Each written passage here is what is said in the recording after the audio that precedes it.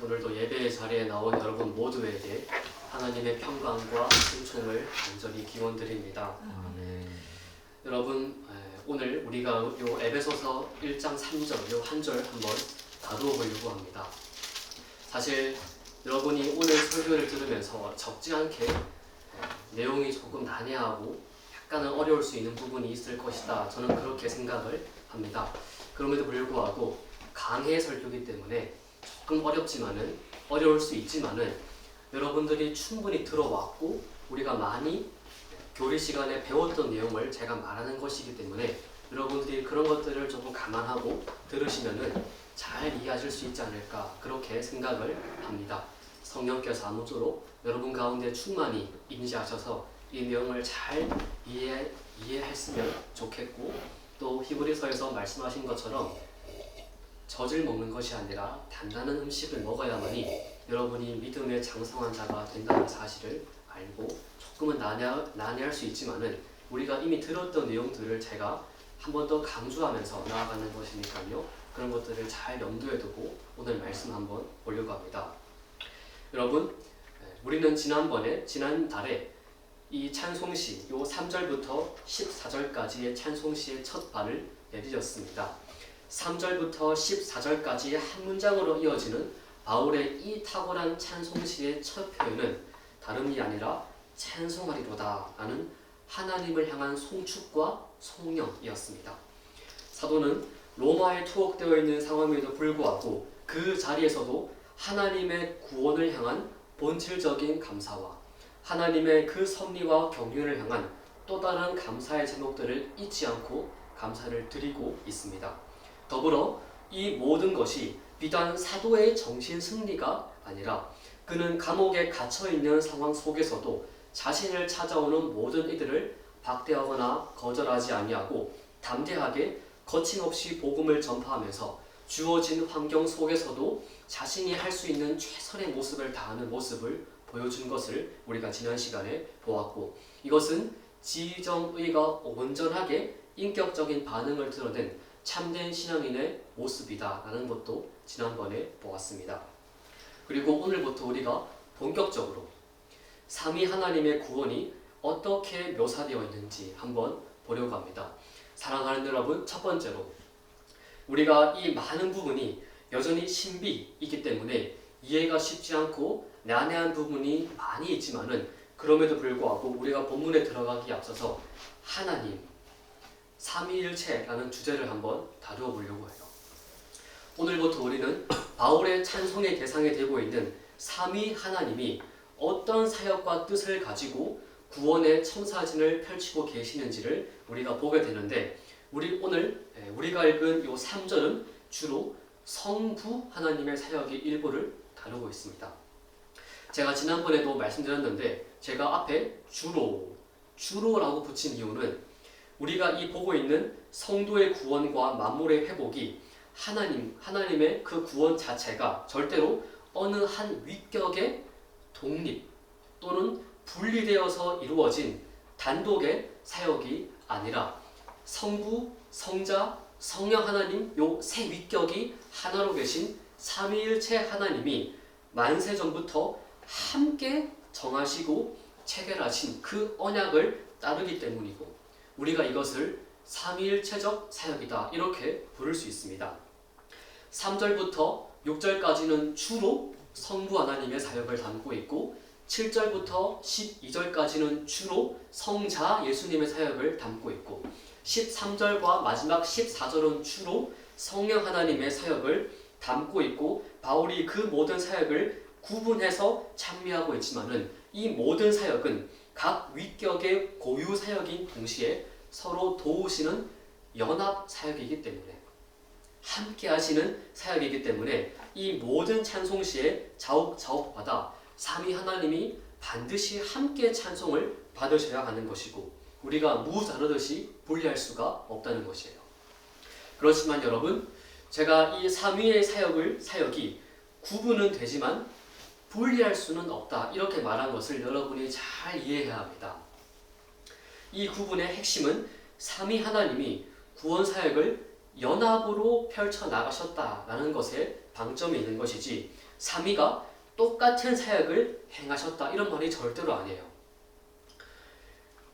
이 말을 자칫 오해하면은 십자가에서 돌아가신 분이 우리는 성자 예수님 제2위격 하나님이신 성자 하나님이 십자가를 지시고 돌아가셨다라고 성경에 계시하고 있는 바를 우리가 그대로 믿고 고백하지만은 이 말을 삼위 하나님의 사역이 구분은 되지만 분리되지 않는다 이 말을 자칫 여러분이 잘못 오해한다면은 그 십자가에 돌아가신 분이 성자 그리스도만이 아니라 성부도 함께 돌아가셨다 이렇게 오해할 수 있어요. 우리가 이거를 성부고난설이라고 부릅니다. 뒤에서 잠깐 조금 더 다뤄보려고 해요.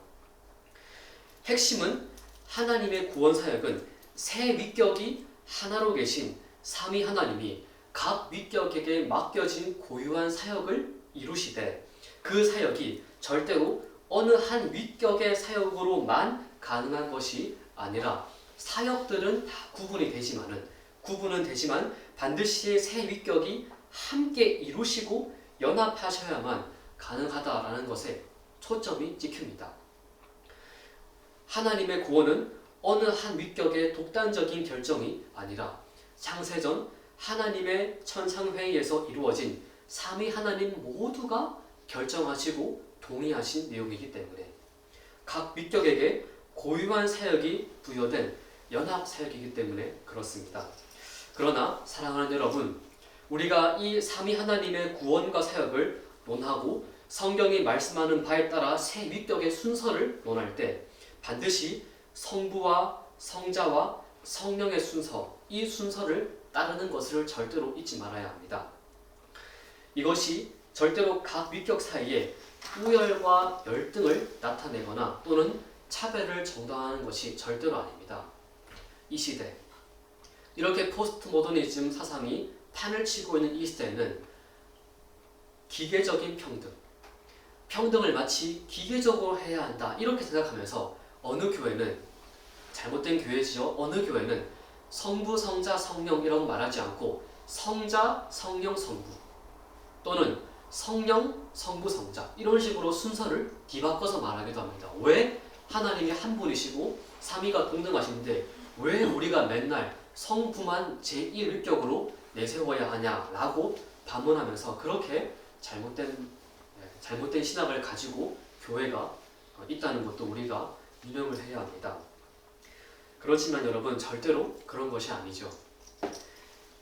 삼위 하나님의 위격은 구분은 되지만 본질과 속성, 그 삼위 하나님이 하나님 되시도록 만드는 본질과 속성은 절대로 단 1%의 차이나 단 1%의 우열과 열등을 나타내지 않습니다.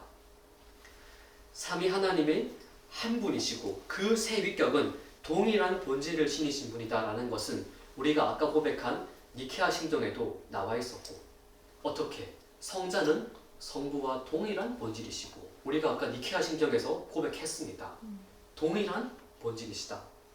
이 사실을 너무나 많은 사람들이 거역하고 반동을 이루었기 때문에 교회사에서 수많은 선조들이 피와 땀을 흘리면서까지 이 진리를 수호해왔던 것 저는 교회사에서 보았습니다. 성경이 삼위 하나님을 언급할 때 성부와 성자와 성령의 순서 이렇게 언급하는 것은 그것이 절대로 우열을 나타내는 것이 아니라 성경이 그렇게 말하기 때문에 정확히 말하면 성경이 그것을 사역적 관계성과 질서라고 말하기 때문에 성부가 먼저 작정하셨고 성자가 이루셨고 성령은 그 성부와 성자의 작정과 실행을 적용하시는 논리적이고 사역적인 관계성과 질서로서 성경이 그렇게 우리에게 계시하기 때문에 우리가 이 순서를 충실하게 따라야 합니다. 죄의 결과로 권위와 질서가 무너지고 있는 현실을 우리가 지금 마주하고 있지만은 하나님은 질서와 조화의 주님이시죠. 성부는 구원을 작정하셨고 성자는 그 성부의 계획을 성취하시는 것으로 동의하셨고 성령 역시 그 성부와 성자의 작정과 성취를 적용하시는 것으로 동의하셨다라는 것, 즉 사역적 관계성과 질서를 성경은 우리에게 말하고 있습니다. 그래서 우리는 이 성경에 계시된 삼위 하나님의 위격적 순서를 충분히 충실히 따라야 할 의무가 있는 것이고, 바울도 그 순서를 따라서 하나님을 찬미하고 있는 것이죠.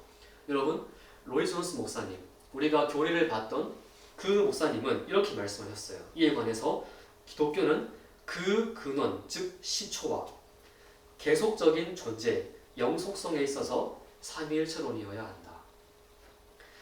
성부와 성자와 성령 없이 성부 같은 한 위격만으로 우리의 구원과 만물의 회복이 가능한 것이 아니라, 기독교는 그 시초, 기독교의 알파와 그 영속성, 기독교의 오메가, 기독교의 알파와 오메가는 반드시 삼위 하나님의 연합의 사역의 순서를 충실히 따르고 우리가 그것을 고백해야만이 기독교는 존재할 수 있고 우리의 구원이 모든 계획이 완벽히 이루어진다라고 말씀하신 것이죠. 사랑하는 여러분, 여러분이 지금처럼 예배를 드릴 때 조심하면서 반드시 기억해야 하는 것은, 여러분의 예배가 한 위격만을 찬미하거나 어느 한 위격만을 반대로 지나치게 높이면 안 된다라는 것이에요. 우리가 드리고 있는 이 예배의 대상은 한 분 하나님이시고, 그 한 분 하나님은 성부와 성자와 성령의 세 위격으로 존재하시기 때문에 우리는 반드시 삼위 하나님의 그 위격에 걸맞은 찬양의 제목과 감사를 올려야 하는 전인적인 예배를 드려야 합니다. 죄로 말미암아 타락한 인간의 본성 중에 하나가 뭡니까? 치우침, 편견, 극단, 양 사이드로 달리는 것. 여러분이 보시면 알 겁니다. 세상은 항상 극단을 추구합니다. 뭐 아니면 도라고 말합니다. 죄로 타락한 인간의 본성인 것이죠. 여호수아가 말한 것처럼 우리가 조화와 균형을 추구하지 않고 우로나 좌로나 치우친다. 여호수아가 그렇게 경고했습니다. 그리고 그 본성이 우리의 이 신령한 예배에서도 충분히 드러날 수 있기 때문에 우리가 이 본성을 조심해야 하고 항상 이 사실을 인식하면서 예배의 자리에 서야 합니다. 우리의 예배는 바울이 찬송시에서 잘 담아낸 것처럼 성부를 찬미하되 동시에 성자를 찬미하고 또 동시에 성령을 찬미하는 질서 속에서 조화와 균형을 이루어야 하는 것이죠. 사랑하는 여러분, 이러한 조화와 균형은 비단 예배에서만 지켜야 하는 것을 넘어서 우리의 기도도 그렇게 이루어져야 합니다. 제가 학교를 다니면서 매주 체포를 드릴 때마다 대표기도 순서가 항상 있습니다. 그 대표기도를 할 때 대표기도를 하시는 분들이 대부분 길지는 않지만은 또 짧지도 않은 그런 기도문을 항상 드리시는데, 그 기도문 안에 항상 성부와 성자와 성령 하나님을 고르게 찬미하는 내용을 제가 늘 발견하고 참 감사하다고 느껴요. 주로 성부께는 통치와 섭리에 대한 감사를 드리고, 성자께는 구원과 영생에 대한 감사, 성령께는 우리를 보존하시고 인도하시면서 모든 예배자의 심령 속에 조명하심과 설교자에게 충만함을 허락하시기를 간구하는 그런 큰 틀에서 기도를 드리시기 때문에 그 내용 자체로 본다면은 대동소이한 내용임에 틀림이 없습니다. 그렇지만 그런 기도를 듣고 함께 드리면서 저도 잊고 있었던 주님의 존재성과 사역을 다시 한 번 더 되새기고, 주님이 그런 일을 하셨지. 늘 잊고 사는 저에게 하나님이 그런 일을 하셨고, 그 위격, 하나님이 새 위격으로서 이런 일들을 하셨지. 나는 그 사실을 제가 스스로 망각하고 있던 저를 책망하고 기억하고 되새길 때마다 얼마나 감사한지 모르겠어요. 여러분, 여러분과 저의 기도 또한 그래야 합니다. 기도가 너무나 막연하게 이루어지는 이 시대에 기도를 잘한다고 말할 때 그저 문장이 길거나 유려하고 현학적으로 드리는 것이 기도다 이렇게 생각하는 이 시대에 기도가 삼위일체적인 경륜과 감사를 가지고 드려지는 것이 얼마나 중요한지 모릅니다. 여러분, 기도는 절대로 성경 말씀과 교리, 또는 상령을 읊어내려가는 데 본질이 있는 것이 아닙니다. 산상설교와 요한복음 17장에서 우리 예수님이 보이신 기도의 가르침과 본을 한번 여러분이 잘 읽어보십시오. 우리 예수님 기도하실 때 직관적이고 분명한 메시지를 담고 있습니다. 그저 푸념을 한다거나 물론 기도에 그런 요소가 없는 것이 아닙니다. 있을 수 있고 있어야 합니다. 그렇지만은 기도의 본질이 되면은 곤란합니다. 우리 예수님 보이신 기도처럼 직관적이고 분명한 메시지를 담고 기도의 본질이 감사와 간구인 줄을 알고 그 감사와 간구의 핵심이 삼위 하나님의 성품과 사역을 관통하면서 이루어질 때 비로소 주님이 기뻐하시는 기도가 됩니다. 또한 우리의 기도가 단순히 내용의 충만함으로 머물지 않고 우리의 기도를 흠양하고 들으시는 성부 하나님께, 그래서 우리가 어떻게 기도합니까? 하나님 아버지라고 맨 서두에 붙이지 않습니까? 하나님 아버지께 성부와 우리 사이를 중보하시는 성자 예수님의 이름으로, 그래서 맨 마지막에 예수 그리스도의 이름으로 기도하옵나이다 라고 우리가 기도하고, 모든 것을 통달하시고 우리 속에 내주하시면서 기도의 모든 내용을 채우시고 기억나게 하시고 도우시는 성령 하나님의 인도와 가르침을 의지하여 드리는 이러한 기도의 선순환 구조, 기도의 구조를 우리가 올바르게 알고 드려야만이 바울의 이 찬송시가 너무나 탁월하고 아름답게 지금 우리에게 울림을 주고 있듯이 우리의 기도도 이렇게 바뀌는 것이고 하나님을 향한 본질적인 감사와 하나님이 기뻐 받으시는 예배와 기도가 되는 것이죠. 사랑하는 여러분, 예배의 자리에서나 기도의 자리에서나 하나님이 원하시는 그분께 합당한 예의와 경배를 드리십시오.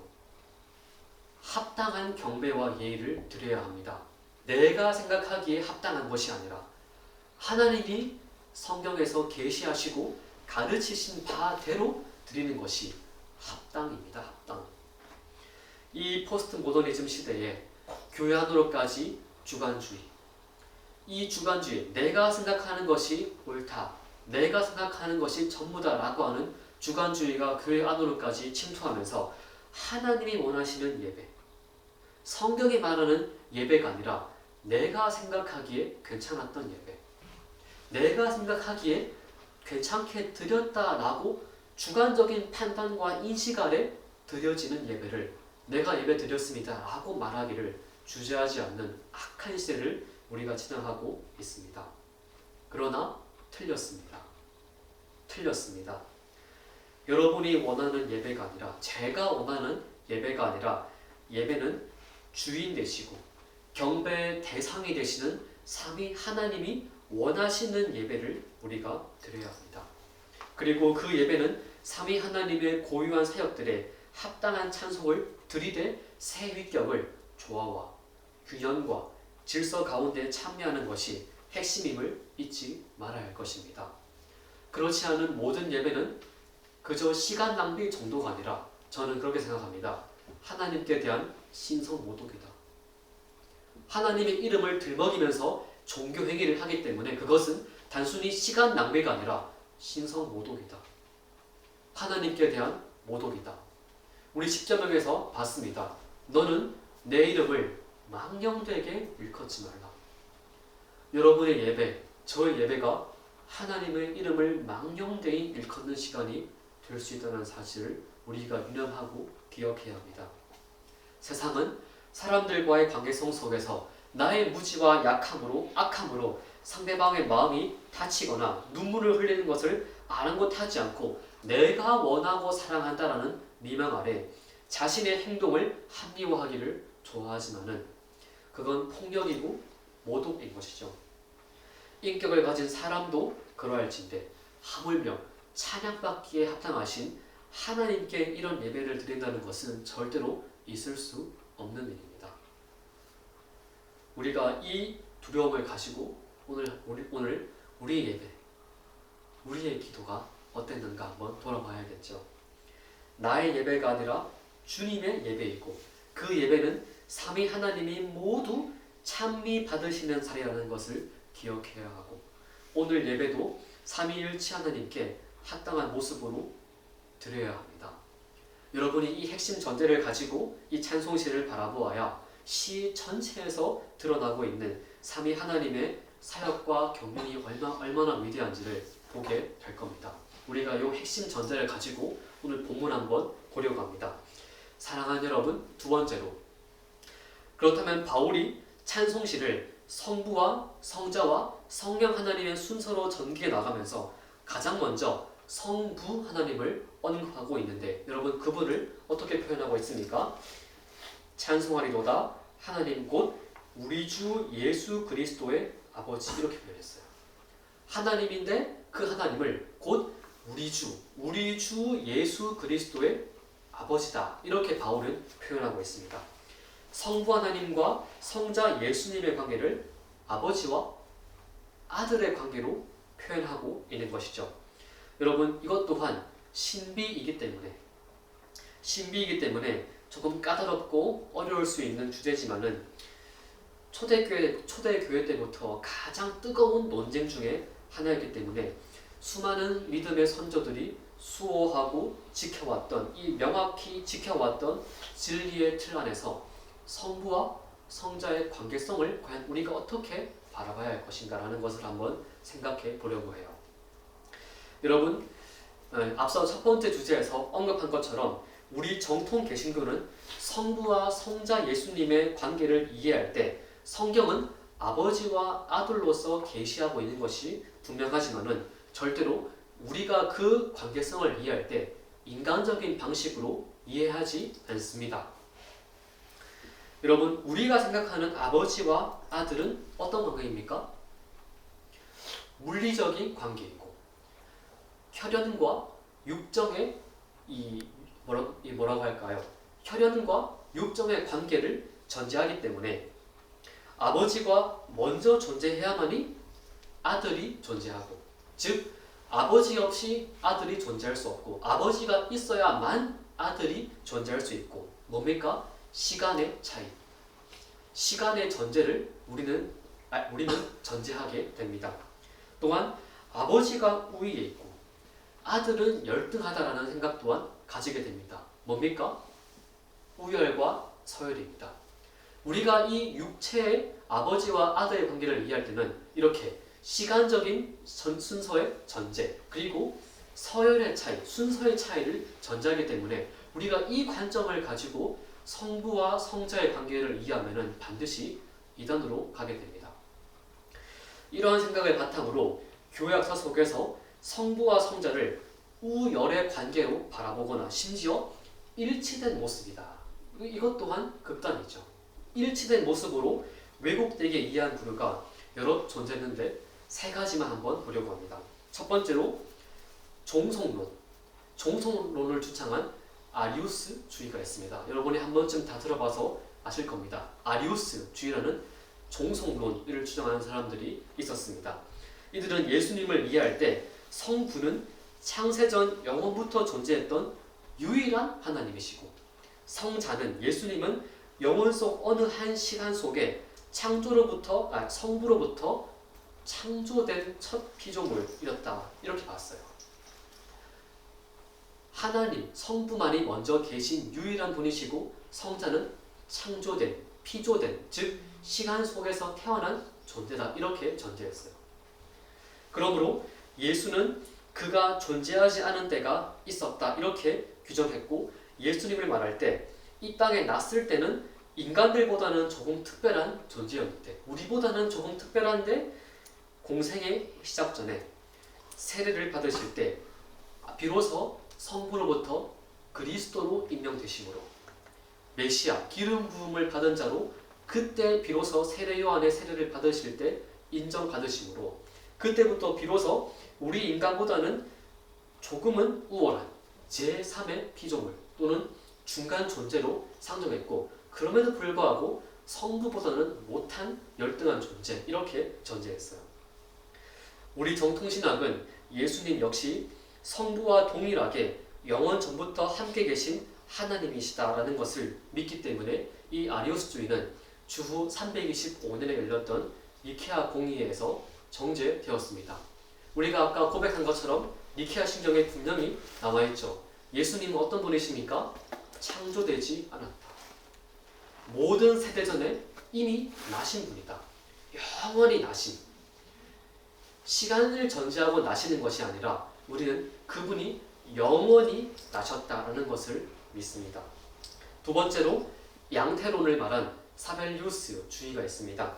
여러분, 이들은 마치 쉽게 비유하면 얼음이 고체, 액체, 기체의 상태로 변하듯이 삼위 하나님은 세 위격이 아니라 하나의 위격으로만 존재하실 뿐 때에 따라서 얼음이 고체로, 액체로, 기체로 막 변하듯이 하나님은 한 분이신데 때에 따라서 성부로, 때에 따라서 성자로, 때에 따라서 성령으로 모습, 가면을 바꿔 쓰시면서 막 우리에게 계시하신다. 이렇게 말하는 사람들이 양태론입니다. 그래서 이 사람들은 본질적으로 세 위격은 구별이 불가능한 하나이기 때문에 뭐가 나오게 됩니까? 십자가에서 성자 예수님이 돌아가셨을 때 성부와 성령도 함께 죽었다. 이렇게 말했습니다. 그리고 그 돌아가신 한 분이 스스로 눈을 떴다. 말이 안 되는 것이죠. 스스로 죽었다가 스스로 떴다. 이렇게 말하는 사람들이 양태론입니다. 그래서 이 주장을 처음 했던 사벨리우스, 로마의 사벨리우스이라는 사람은 자신의 주장이 비판에 직면하자 성부와 성자와 성령은 같은 분의 별명이다. 난 그렇게 이해한 것이다. 별명이다. 이렇게 말했다가 오히려 더 큰 비판에 직면하게 되었고, 이 또한 세 위격의 구별을 말하는 우리 정통 개신교와 배치가 되기 때문에 이들 또한 381년 제1차 콘스탄티노플 공의회 거기에서 정제되었습니다. 그리고 세 번째로 아예 삼위의 일체라는 전제를 다 지워버린 삼신론, 세 하나님이 계신다 이렇게 말하는 사람들이 있습니다. 또 다른 극단으로 나아간 것이죠. 앞선 두 이단 아리우스와 양태론이 적어도 하나님은 한 분이라는 단일 신론을 전제했지만은 삼신론은 아예 하나님은 세 분이다 이렇게 전제했습니다. 하나님은 세 분, 성부와 성자와 성령을 완전히 독립된 세 분의 하나님으로 말했기 때문에 이들 역시 이단으로 정제되었습니다.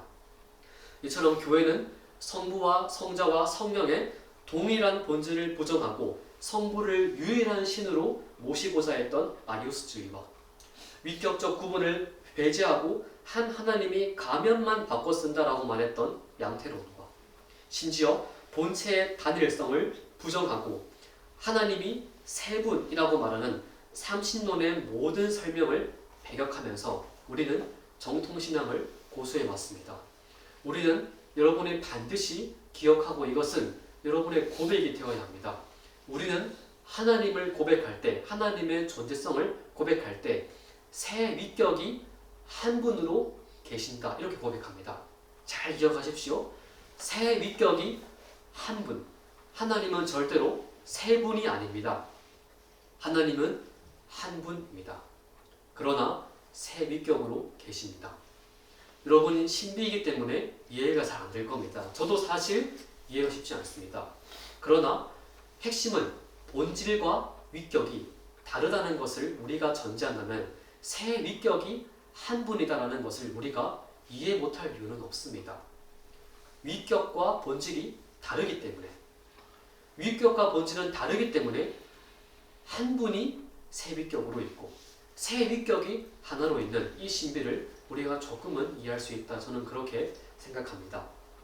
사랑하는 여러분, 우리 개신교는 성부와 성자의 관계성을 본질의 우열이 아니라 누누이 말씀드리지만 사역적 관계성 속에서 성자가 성부로부터 영원히 나신다라는 것을 우리는 믿습니다.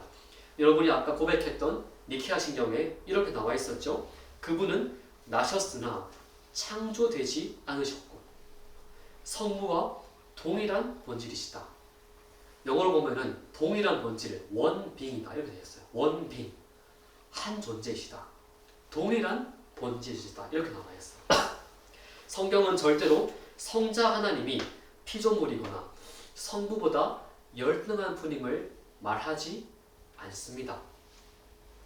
우리 예수님은 성부와 그리고 성령과 동일한 본질을 지니신 참 하나님이시자 우리 사람과 똑같이 인성을 취하신 참 사람이시면서 사역적 관계성 속에서 아들로 우리에게 계시되었습니다.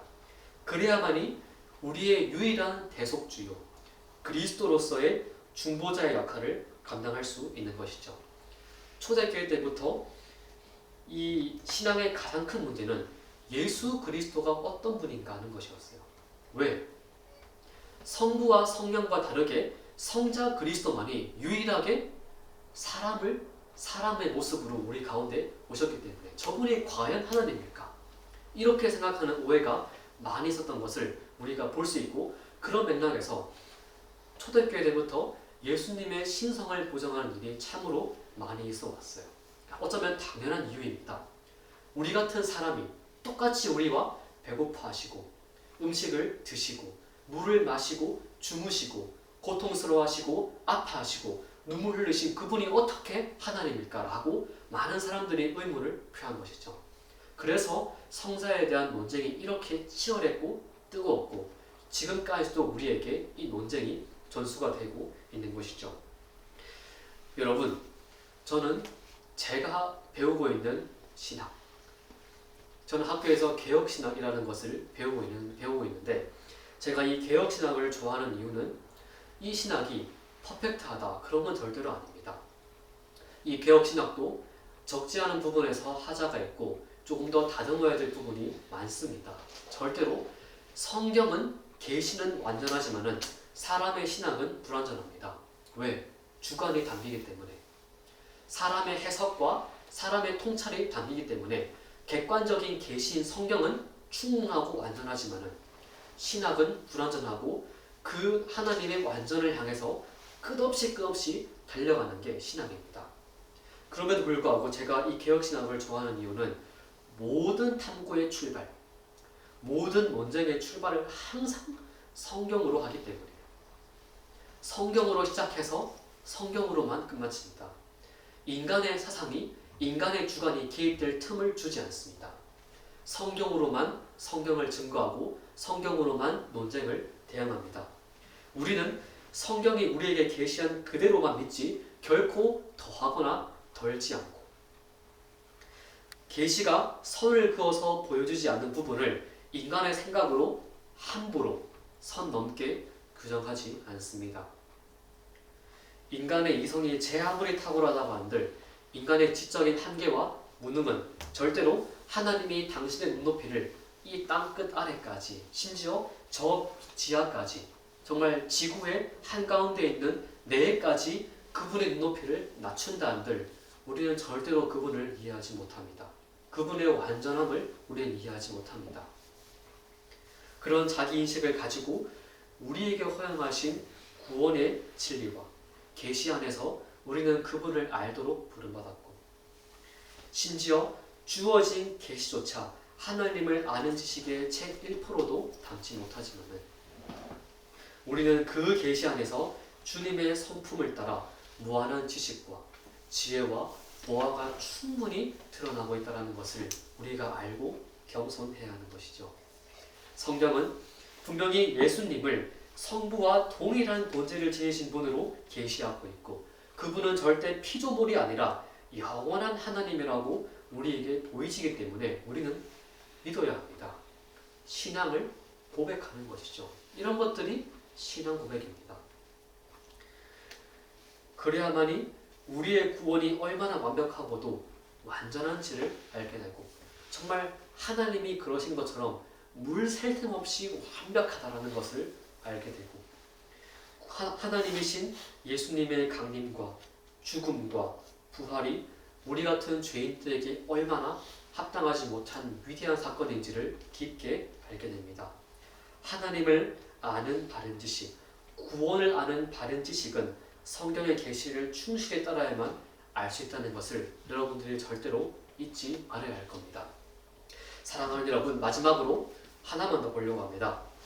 이렇게 우리 주 예수 그리스도의 아버지이신 성부 하나님이 어떤 일을 하시는가 우리에게 말하고 있습니까? 여러분 3절 하반절 같이 한번 읽어보겠습니다.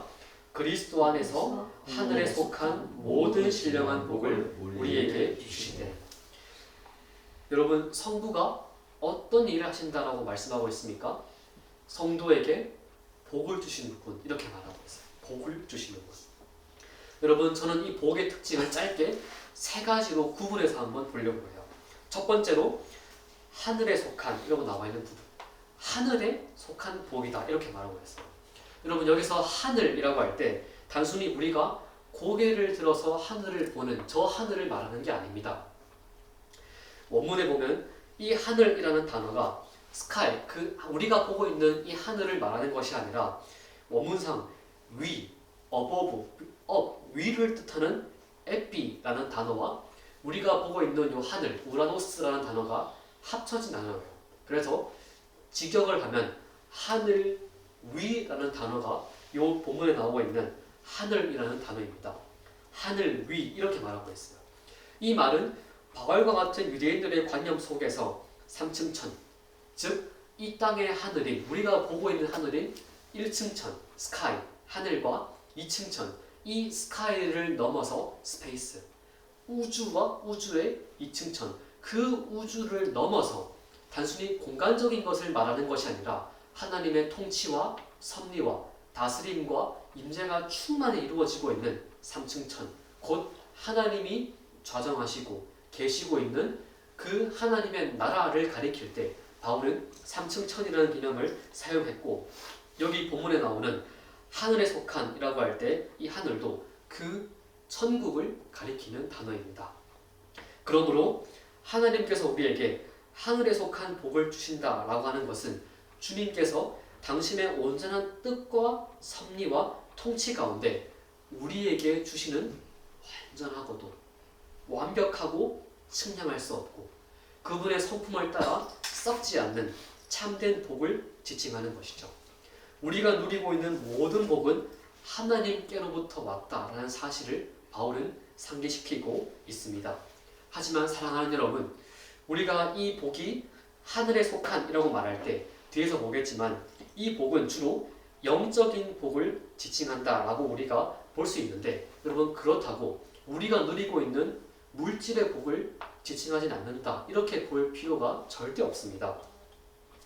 분리해서 볼 필요가 없는 것이죠. 여러분이 이 헬라 철학의 사고방식을 따라 영만 사모하고 우리의 육을 무시한다면 성경에 말하는 복도 육의 복과 단절된 영적인 것만을 말하고 있다 이렇게 오해할 수 있지만은 성경은 절대로 그런 이분법을 말하지 않습니다. 기독교의 핵심이자 구원의 마지막 퍼즐이 뭡니까? 부활입니다. 부활. 무슨 부활? 몸의 부활입니다. 몸의 부활. 헬라 철학은 몸을 경시하기에 기독교의 몸의 부활을 가장 많이 비판하지만은 기독교는 절대로 몸을 무시하지 않습니다.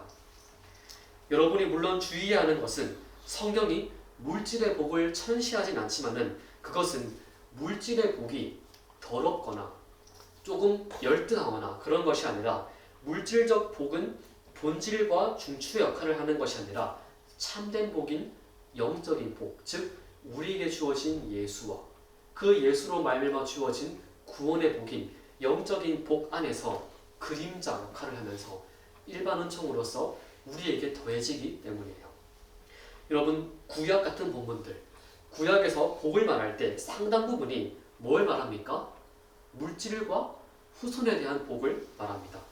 그래서 번영신학을 추구하시는 분들도 이런 본문들을 근거로 내세워서 성경이 복을 말한다 이렇게 말하고 있지만은 그건 성경을 바르게 이해한 것이 절대로 아닙니다. 신구약을 통틀어서 성경이 일관되게 강조하는 핵심 메시지는 물질적인 복이 아니라 영적인 복이고 그것의 정점은 메시아를 선물로 주시는 구원의 복이죠. 그래서 모세율법에서 주로 물질적 복이 강조되고 있는 반면에 뒤에 나오는 예언서에서는 더 이상 물질의 복을 말하지 않고 뭘 말합니까? 끊임없이 타락한 죄성을 제어하지 못하고 불순종한 이스라엘 백성들에게 메시아, 즉 영적인 복을 주시겠다라고 하는 약속이었어요. 계시가 점점 더 발전하면서 그 계시의 점진성을 따라서 최고의 복인 메시아를 받지 못했던 당시 이스라엘 백성들에게 하나님께서는 여호와를 믿으며 언약 백성이 된다는 것이 어떤 의미인지를 그들에게 알리시기 위해서, 그나마 그들이 복이라고 했을 때 가장 직관적으로 쉽게 이해할 수 있는 것이 물질과 자손의 복이었기 때문에 하나님이 그림자로서 더하여서 주신 것들이죠. 그리고 그 물질적인 복은 절대로 궁극의 복이 아니었기 때문에 이스라엘은 그 복을 잘못 오해하고 이해하지 못해서 타락했고, 그 복을 제어하지 못했고, 그래서 메시아의 초림이 임박할수록 하나님께서는 계시를 확 우리에게 보이시면서 메시아의 복을 포함한 영적인 복을 이사야를 포함해서 수많은 예언서에서 밝히 드러내셨고, 심지어 모세율법에서도 모형과 그림자로서의 메시아를 끊임없이 우리에게 계시하신 것이죠. 그렇기 때문에 성도는 하늘로부터 주어지는 모든 영적, 물질적 복을 누리되 그 복들이 타락과 교만으로 이어지지 않도록 거룩하고 경건한 의지를 가지고 종이 아닌 자유자로서 물질적 복을 다스리되 선용하고 자족하고 다스리면서 절제하면서 참된 복인 영적인 복을 사모하는 존재로 살아가게 됩니다. 이 복의 첫 번째 특징이 하늘로부터 주어지는 것입니다. 두 번째로 신령한 복입니다. 신령한. 여기서 신령한이라는 말이 앞서 말했듯이 물질적 복을 완전히 무시하고 영적인 복만을 지칭한다, 그렇게 볼 필요가 절대 없습니다. 첫 번째 특징인 하늘이라는 말의 연장선에서 우리가 이 복을 볼 수 있기 때문인데요. 여러분, 여기에 나오는 신령한이라는 단어가 원문에는 푸뉴마티케 이렇게 나옵니다. 푸뉴마티케. 이 푸뉴마티케라는 말의 어근인 푸뉴마가 성령입니다. 성령. 성령 하나님을 가리킬 때 푸뉴마라고 하는데, 여기 나오는 신령한이라는 말이 그 성령 하나님을 어근으로 삼고 있는 단어를 쓰고 있습니다.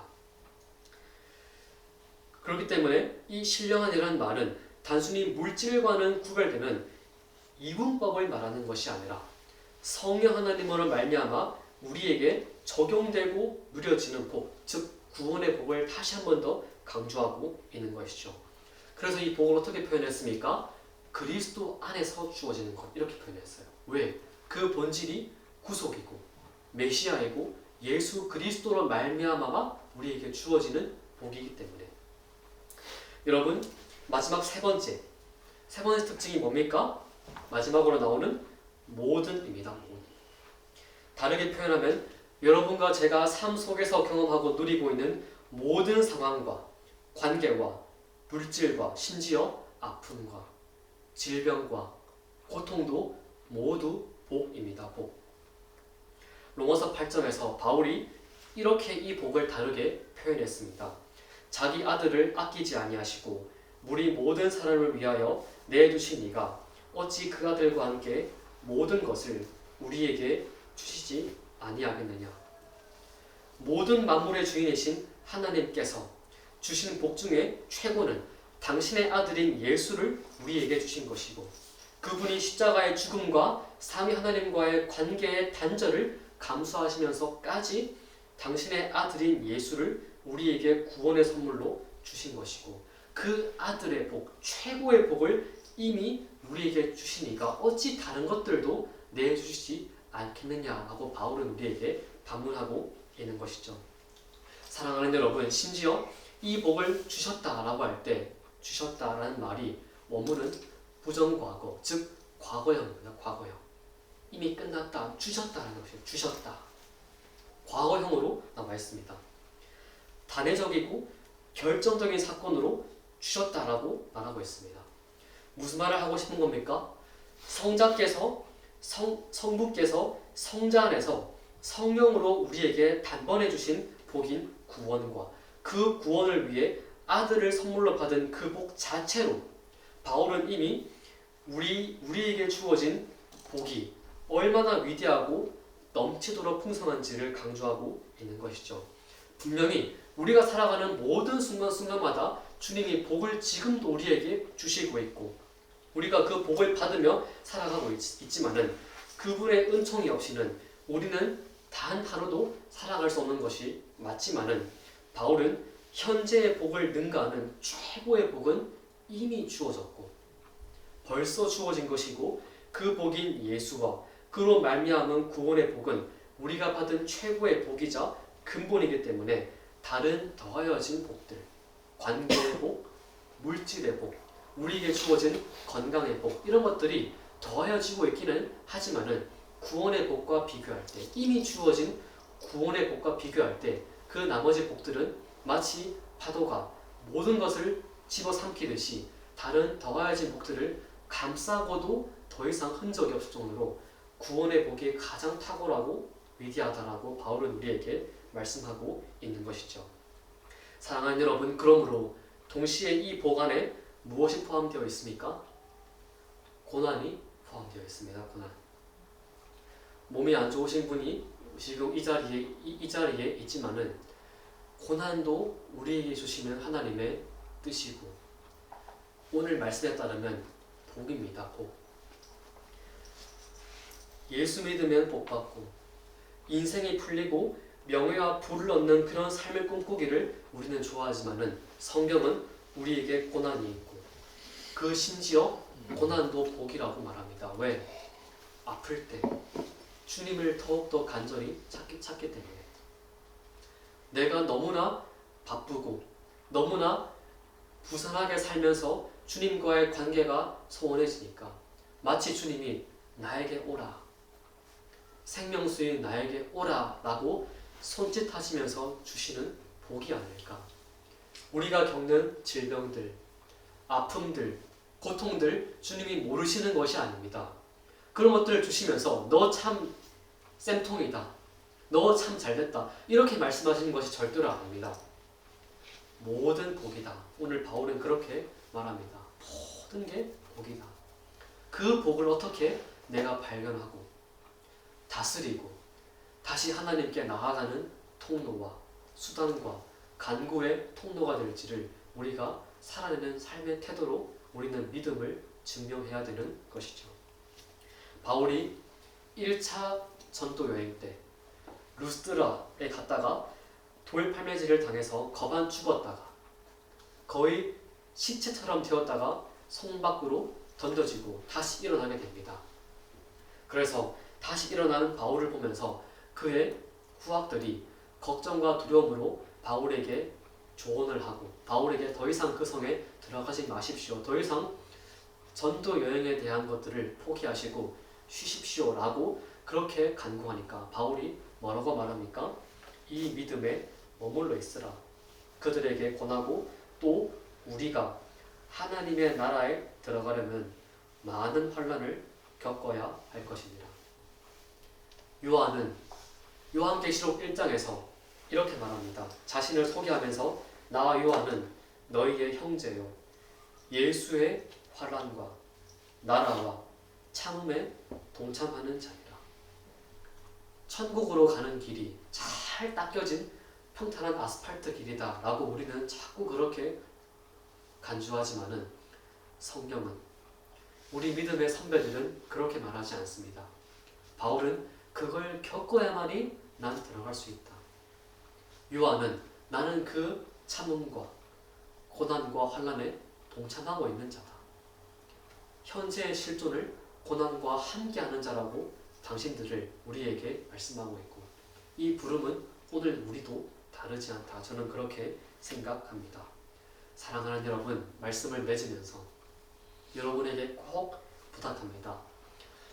기독교가 말하는 참된 복, 물질의 복을 무시하는 것이 절대로 아니지만은 물질의 복을 능가하는 최고의 복인 영적인 복, 곧 구원의 복은 그리스도 예수로 말미암은 영생의 복은 이미 우리에게 주어졌고 그 영생의 복과 함께 우리에게 고난과 아픔과 너무나 많은 슬픔과 질병 또한 우리에게 주어지는 것이 맞고 우리가 절대로 그런 것들을 부정할 수 없지만은 그 복들을 그리스도 예수 안에서 모든 신령한 복으로서 우리에게 주신 그리스도 예수 안에서 하나님께 감사하는 마음을 가지고 하나님께 간구하는 마음을 가지고 이 복을 다스리고 이 복을 여러분들이 선용하면서 하나님을 잊지 않고 참된 복의 수혜자로서 성부 하나님을 찬미하면서 날마다 살아가는 여러분 모두의 삶이 되시기를 간절히 기원합니다.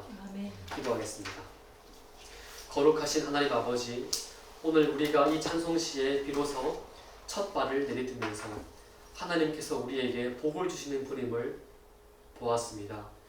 세상은 참으로 많은 복을 얘기하고 있고 그 복은 너무나 유한하고 제한적이고 때가 되면 썩고 실증이 나고 다시 또 채워야만 하는 바닷물에 소금 같은 복을 우리에게 말하고 있지만은 주님이 우리에게 주시는 복은 그런 복이 아니라 참되고 썩지 않고 영원하며 우리와 일평생 동행하면서 하나님께서 우리에게 허락하시는 복임을 알고 이 복에 우리가 눈을 뜰 수 있도록 인도하여 주시옵소서.